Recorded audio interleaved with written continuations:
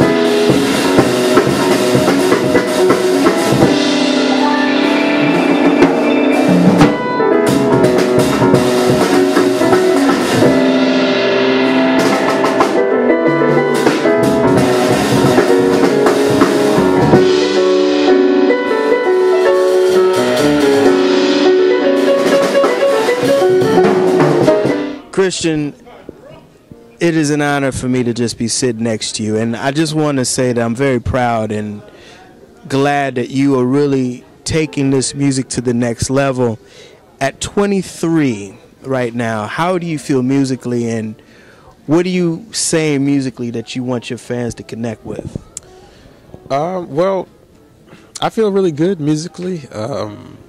You know, I'm still growing, I'm still learning, I'm still, you know, trying to push myself, but I'm also playing with other guys and that are also trying to push me, that I'm trying to push them. So there's this rub, which is great. And for my music, just really, well, the biggest thing I want to express is that I don't think is in jazz enough is love. Because, you know, jazz used to be about that. You know, people used to be in love with jazz. And that's really what myself and, you know, people like Gerald Clayton, people like John Baptiste are trying to do is, you know, get people to love jazz again, you know, and that's basically what we want. And especially in life, you know, we express love. We all want to be loved. We all want to give love, and that's what we do. So that's really what my music is about love. You have had a tremendous 4 years. I mean, you are about to release your upcoming project. You're playing with Christian McBride, both of his groups. And in addition to that, you are now going all over the world, exposing yourself to new fans all over the world. What is it about your piano style that's so different than everybody else's right now, and you're bringing back the element of stride piano? Well, I mean, it's hard to say. For me, anyway, the difference in my piano style versus somebody else's piano style, I think it's just my experiences might be different than somebody else's, but they also might be similar too. So there are similarities and their differences. So I can't really answer that only because I think I am me. So if it happens to sound like somebody that you might heard, then maybe, because probably I've experienced it. But as far as stride piano, it's a huge part of my playing because I was brought up on that. You know, Dr. Taylor, studying with Dr. Taylor, he stressed that a lot. And also studying with Ron Burton before him, he stressed that a lot. Actually, Ron is the reason why I really started getting into stride, because he, you know, introduced me to Jelly Roll. He introduced me to Scott Joplin, and really took the time out to say, hey, you know, check what's going on the left hand, you know. And especially as a pianist, you got to understand what that is. And, you know, because a lot of the times nowadays, the left hand is not really used that much. And back then, that's all they did. That's all they used was left hand. They used right hand, but it was mainly a left hand dominant thing, you know, and they kind of split somewhere in there. And I think it just frees you up. I think it just frees up your right hand, and it gives you different ideas to, you know, do with your left hand. Even though, you know, you might do some two-hand stuff, you might do some little counterpoint thing here and there, but it really makes you think differently. So that's really why I like to use the left hand and also use stride, because it gives me a launching point. I guess a different launching point for my ideas. To the viewing audience out there, to the who are not really astute to what stride piano is, describe what stride piano is. Well, stride piano is basically you're the harmony, you're the bass, you're the melody, and you're the rhythm, all in one instrument. So basically, it's left hand and right hand, but the left hand is striding between the bass note and the harmony. So it's bass chord, bass chord, bass chord, while the right hand is doing harmonies, they're doing melody, and all this time you're keeping time and you're, you know, making it feel good. So that's basically what stride is.